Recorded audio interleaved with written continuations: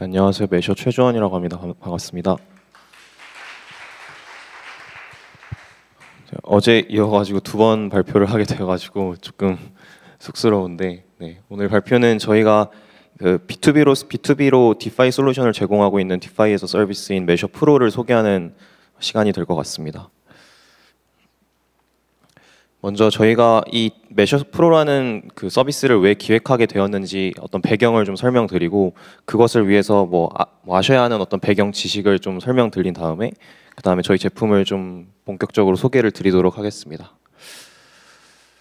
먼저 첫 번째 포인트는, 저희가 주목했던 포인트 중에 하나는 P2E나 M2E라고 불리는 것들이 등장하게 된 상황인데요. 그래서 첫 번째 보시는 거는 굉장히 유명한 엑시 인피니티여서 다들 아실 것 같은데, 게임을 통해서 게임을 하고 그 게임을 했다는 보상만으로 내가 신기하게도 정말 게임을 즐긴 것뿐인데도 돈을 버는 그런 것들을 이제 P2E라고 하면서 등장을 했고, 작년에 굉장히 붐을 이루었던 것을 알 수 있는데요. 그다음에 스테픈이라는 것은 사실 나온 지 얼마 되지 않았는데 올해에 굉장히 좀 핫했죠. 그래서 M2E라고 해가지고 Move to On이라고 또 P2E의 두 번째 모델처럼 해서 굉장히 핫하고, 또 스테픈을 필두로 한, 스테픈을 포크한 프로젝트들이 국내에서도 굉장히 많이 등장한 것을 보면은 P2E 다음으로 지금 M2E가 좀 핫하게 바람을 이끌고 있는 것 같습니다. 근데 이 자리에서 이 P2E랑 M2E 자체가 좋은지 아니면 지속 가능한지에 대해서 논하기보다는, 저희는 이 웹3 자체에서 제품이 필요한 일종의 인프라를 제공하는 서비스라고 생각하시면 될 것 같고, 결국은 이 P2E랑 M2E라는 것들이 굉장히 흥행을 하고 있고 주목을 받고 있는 것은 맞고, 굉장히 다양한 플레이어들이 이 시장에 뛰어들고 있다는 것은 변함없는 사실이라고 생각합니다. 그 다음에 이 P2E와 M2E뿐만이 아니라 사실 X2E라고 해가지고 그 다음에도 또 한 번 이러한 모델들이 계속해서 나올 수 있을 거라고 생각을 하고 있고, 일례로 크래프톤 같은 경우에는 C2E라고 해서 Create to Earn이라고 해가지고 창작자들에게 그 보상이 돌아가는 시스템을 만들겠다, 이런 것들이 결국은 내가 이 블록체인 위에서 어떠한 행위를 했을 때 그것을 보상이 돌아가는 시스템을 만들겠다라는 것이 이 X2E의 모델의 핵심이라고 생각합니다. 두 번째 주목하게 된 포인트는 여기에도 많이 와 계시는데, 넷마블이나 티몬과 같은 국내 전통 그 큰 IT 기업들이 블록체인 시장에 이제 뛰어들기 시작한 것인데요. 뿐만 아니라 다양한 게임사들도 블록체인에서의 토큰을 발행한다라는 보도 자료가 작년 말부터 올해까지 굉장히 많이 나오고 있습니다. 그래서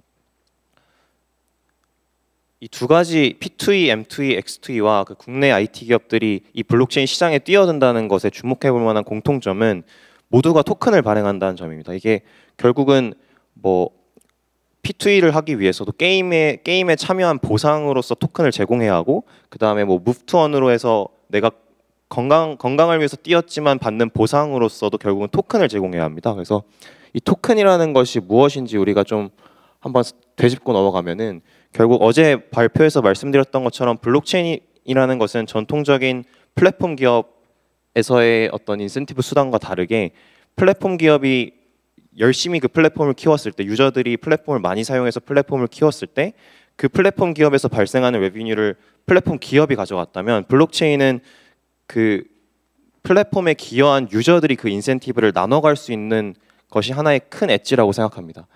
또한 이 토큰이라는 것은 결국 그러한 어떤 블록체인의 시스템적인 엣지를 살릴 수 있는 하나의 수단이라고 생각하는데, 이 토큰이라는 것을 통해서 블록체인에서 발생한 인센티브를 효과적으로 분배할 수 있다고 생각합니다. 사실 이거는 비단 토큰이 아니어도 된다고 생각하는데, 아직까지는 토큰을 대체할 수 있을 만큼 효과적인 수단이 존재하지 않았다고 생각하고, 토큰을 발행하지 않았던 어떤 블록체인 프로젝트들이 지금까지 크게 롱런하지 못한 것을 생각하면은, 물론 인프라를 제공하는 서비스들은 괜찮겠지만 이런 유저들을 맞닥뜨리는 서비스에서 토큰을 발행하지 않고 살아남은 프로젝트들이 많이 없는 것을 보면은, 토큰이라는 것만큼은 블록체인에서 인센티브를 분배할 수 있는 수단으로서 어느 정도 정형화되었다라고 생각할 수 있습니다. 즉 우리가 이 생태계에 기여한 만큼 토큰으로서 어떤 인센티브를 분배받을 수 있고, 이 플랫폼이 커져나가는 성장을 나도 같이 누릴 수 있는 것이 굉장히 큰 어떤 블록체인 엣지라고 생각합니다. 그래서 이것을 P2E, M2E, X2E에 적용해서 생각을 해보면은, 결국 P2E도 게임을 플레이하고 그 게임을 즐겼다라는 것을 토대로 받는 수령하게 되는 토큰으로서 인센티브를 누리게 됩니다. 그다음에 M2E도 마찬가지로 원래는 하기 싫었던 운동을 열심히 하면은 그 운동을 한 보상으로서 토큰을 받게 되니까 그 운동을 더 열심히 하게 되는 계기도 되고 그다음에 운동을 한 보상을 토큰으로서 수령해서 경제적인 어떤 혜택도 누릴 수 있습니다. 마찬가지로 다음 어떤 X2E가 등장한다고 하더라도 그 위에 P2E와 M2E의 사례와 크게 다르지 않을 것이라고 생각하는데 X2E도 결국은 어떤 무엇인가를 하고 그 무엇을 했다는 보상으로서 토큰을 받게 될 것입니다. 결국은 P2E나 M2E나 X2E 모두가 토큰을 계속해서 발행할 수밖에 없는 구조로 만들어진다라는 것이 저희가 생각했던 포인트고요. 근데 문제는 이 토큰이라는 것은 지속 가능성을 담보해야 되는데 지속 가능하기 위해서는 굉장히 다양한 고민들이 필요하다고 생각했습니다. 이 그래프 같은 경우는 이제 작년에 굉장히 흥행했던 엑시 인피니티인데 뭐 사실 굉장히 높게 가격이 올랐다가 지금은 굉장히 많이 떨어져 있는 것을 다들 아시고 계실 거라고 생각합니다. 그래서 결국은 물론 엑시 인피니티는 P2E의 어떤 선두주자로서 굉장히 의미 있는 어떤 행위를 했지만 지금의 어떤 가격을 생각했을 때 과연 이 P2E라는 것이 지속 가능하냐라는 의문들은 모두가 품고 있다고 생각합니다. 그래서 결국은 이러한 토큰으로서 인센티브를 주는 구조이기 때문에 토큰의 가치가 떨어지게 되면은 그 구조 자체가 지속 가능하지 않습니다. 저희가 생각했을 때는 이 토큰을 이용한 어떤 구조에서는 단순히 그 게임 도메인 안에서만 그 토큰이 활용되는 것이 아니라 반드시 이 토큰을 뒷받침해주는 경제가 필요하다고 생각했습니다. 첫 번째로 예시를 들면은 결국은 화폐랑도 크게 다르지 않다라고 생각하는데요. 화폐 같은 경우에도 저희가 뭐 음식을 먹고 생활을 하는데도 돈을 쓸 수 있지만 이 화폐를 가지고 은행에 가가지고 뭐 저축을 한다거나 아니면 적금 상품을 든다거나 아니면 뭐 투자를 한다거나 하는 곳에서 활용을 할 수 있지 않습니까? 그것과 마찬가지로 결국은 이 화폐 생태계가 지속 가능하고 롱런하려면은 단순히 그 도메인 영역 게임이나 아니면 뭐 이커머스나 아니면 어떤 뭐 무프트이 같은 뭐 건강하게 게임을 하는 것에서만 활용되는 것이 아니라 경제적인 어떤 가치를 뒷받침해 줄 수 있는 그 플랫폼들이 필요하다라고 생각했습니다. 첫 번째는 P2E는 결국 뭐 게임이라는 도메인 내에서는 당연히 이 재미를 추구하는 것이 굉장히 중요하고 그 재미를 추구하는 와중에서 토큰을 활용하는 것이 필요하겠지만 반드시 이 토큰은 화폐이기 때문에 투자를 할 수 있는 다양한 선택지도 제공되어야 되고 그 토큰의 인플레이션을 뒷받침해 줄 수 있는 다양한 모델들이 필요하다고 생각했습니다. 이거는 P2E와 M2E에만 한정된 얘기가 아니라 다음 어떠한 모델이 나오든 간에 토큰을 발행하게 된다면 그 토큰을 뒷받침해 줄 만한 경제가 꼭 뒷받침되어야 된다고 생각을 했고 계속해서 토큰을 발행하고 있는 이 블록체인 씬에서는 토큰에 대한 뒷받침해 줄 수 있는 어떤 경제적 인프라를 만들어주는 것이 반드시 흥행 가능한 비즈니스라고 생각했습니다.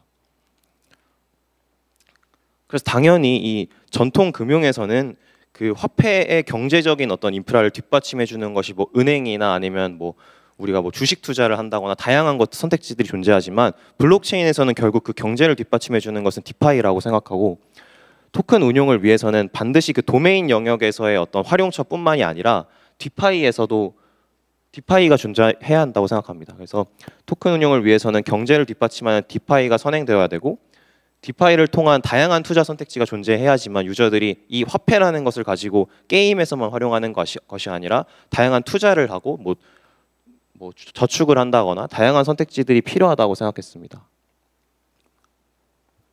근데 이제 문제라고 생각한 것은 디파이라는 것 자체는 디파이라는 것이 뭐 개발자분들은 아시겠지만 그렇게까지 어려운 뭐 기술까지는 아닙니다. 사실 구현하는 것이 불가능한 것도 아니고 굉장히 어려운 어떤 뭐 안 풀리는 수학 문제를 푸는 것처럼 어려운 일은 아닌데 디파이를 만드는 것은 굉장히 쉽지만 굉장히 리스크한 행위라고 생각합니다. 리스크한 개발이라고 생각하고 앞서 발표에서도 말씀해 주셨듯이 디파이를 만든다라는 것은 결국 돈을 관리하는 어떤 시스템을 만든다라는 것인데 그 돈을 관리하려면은 다양한 어떤 보안적인 이슈들에 대한 대비도 되어야 되고 운영적인 어떤 노하우도 굉장히 필요하다고 생각합니다. 이게 절대 어려운 수학 문제를 푸는 것처럼 어려운 일은 아니지만 이 경험 없이 어떤 디파이를 운영하는 시도를 한다는 것은 굉장히 리스크하다고 생각합니다.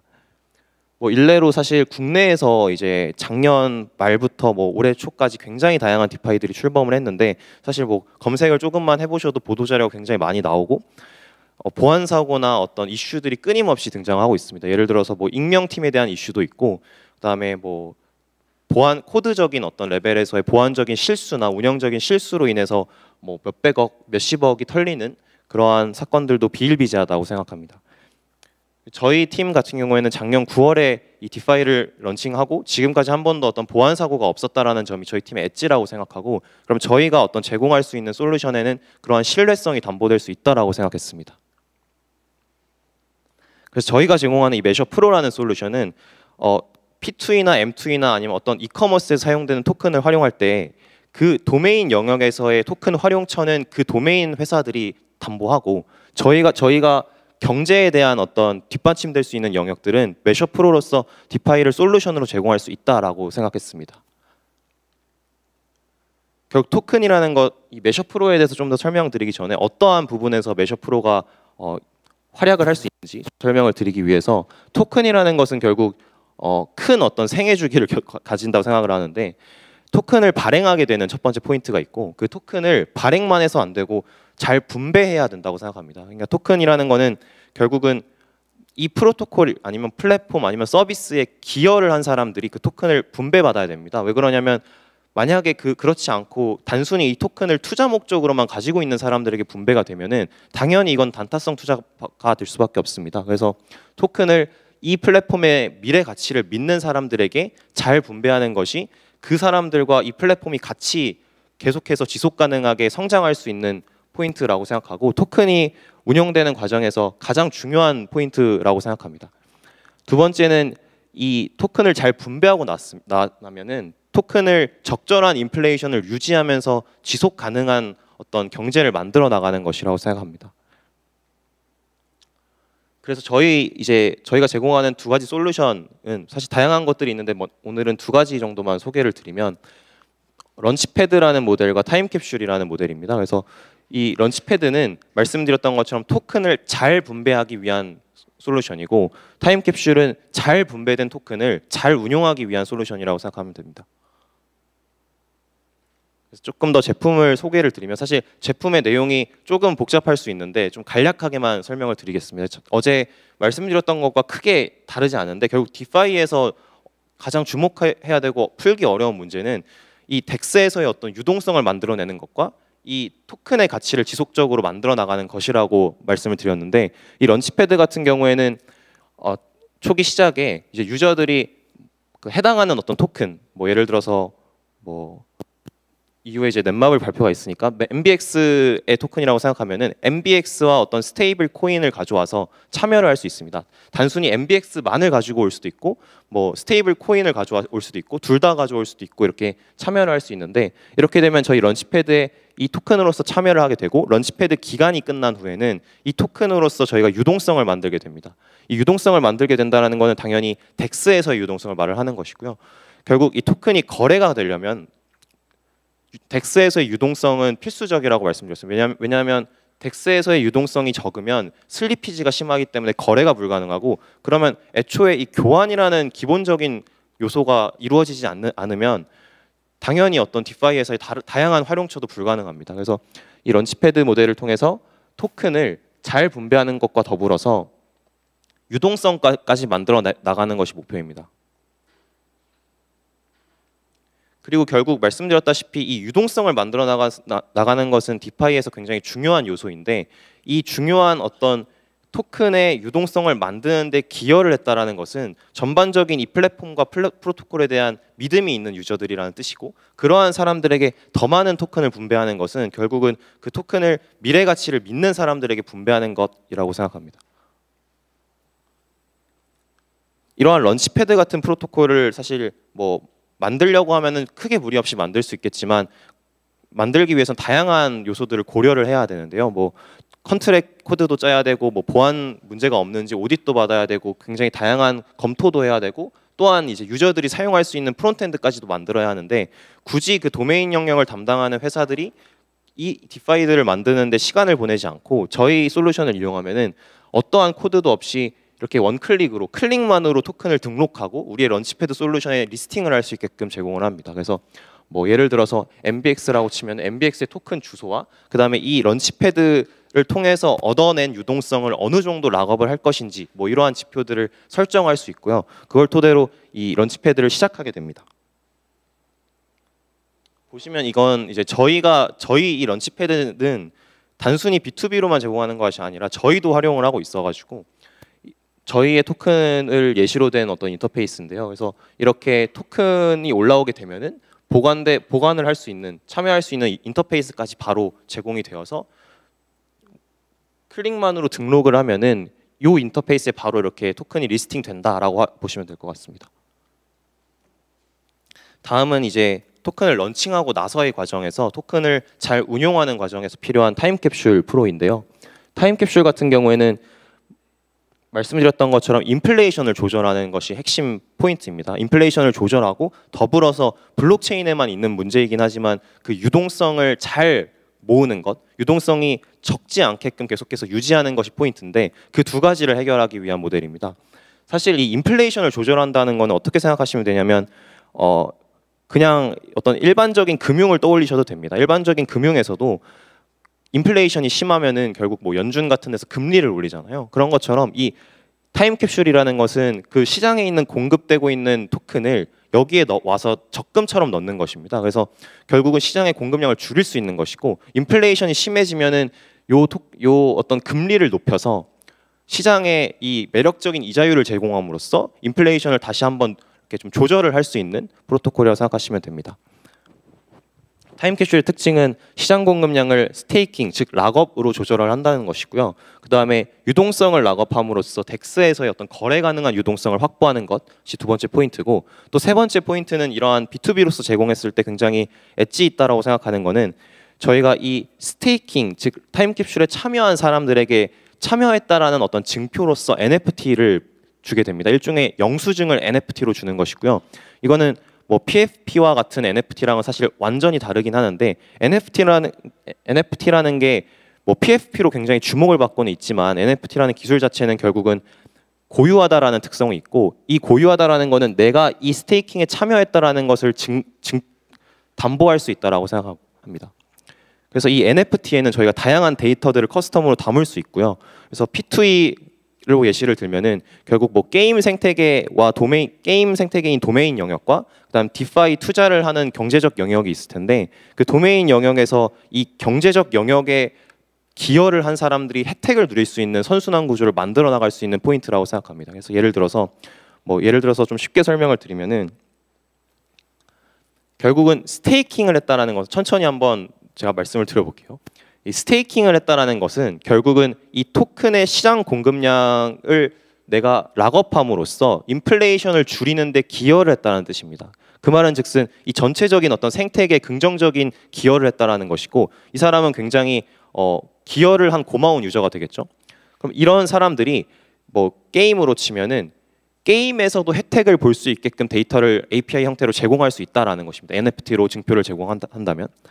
그래서 결국 스테이킹을 해가지고 프로토콜에 기여한 사람들에게 그 도메인 영역, 게임에서 활용할 수 있는 어떤 데이터를 제공한다. 즉 이 사람이 한 100억을 한 4년간 락업한 사람이다라고 하면 굉장히 큰 기여자겠죠. 이런 사람은 단순히 이 경제적인 인센티브를 누리는 것뿐만 아니라 게임에 가서도 더 좋은 아이템, 더 좋은 경험치 부스트 이런 것들을 얻을 수 있는 데이터를 지표로 제공하면은 게임에서 이러한 데이터를 활용해서 또 한 번 어떤 게임을 블록체인과 결합할 수 있는 융합할 수 있는 구조를 만들 수 있다고 생각합니다.